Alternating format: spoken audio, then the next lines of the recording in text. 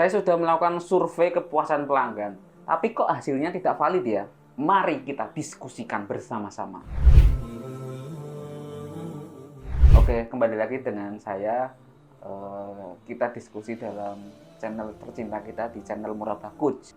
Hasil survei kepuasan pelanggan tidak selalu menjadi indikator utama dalam mengukur kepuasan pelanggan. Meskipun survei kepuasan pelanggan adalah alat yang berguna untuk mendapatkan umpan balik dari pelanggan, ada beberapa alasan mengapa itu mungkin tidak selalu menjadi indikator utama. Yang pertama, bias dan subjektivitas. Hasil survei kepuasan pelanggan dapat dipengaruhi oleh bias individu atau faktor subjektif lainnya. Beberapa pelanggan mungkin cenderung memberikan penilaian yang ekstrim, baik atau buruk, tanpa alasan yang jelas. Ini dapat mengaburkan gambaran sebenarnya tentang kepuasan pelanggan. 2. Ukuran lain yang relevan. Terkadang ada faktor-faktor lain yang lebih penting dalam mengukur keberhasilan bisnis atau organisasi daripada kepuasan pelanggan.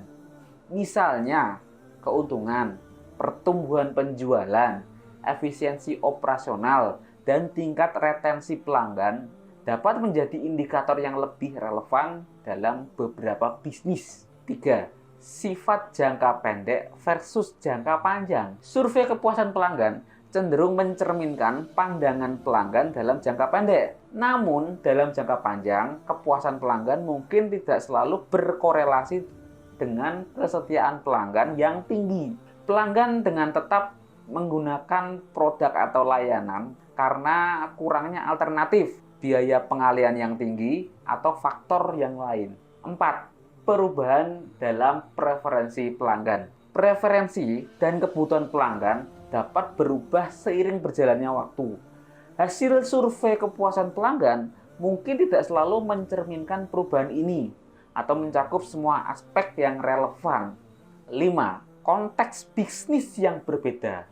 Berbagai jenis bisnis dan industri mungkin memiliki metrik yang berbeda untuk mengukur keberhasilan.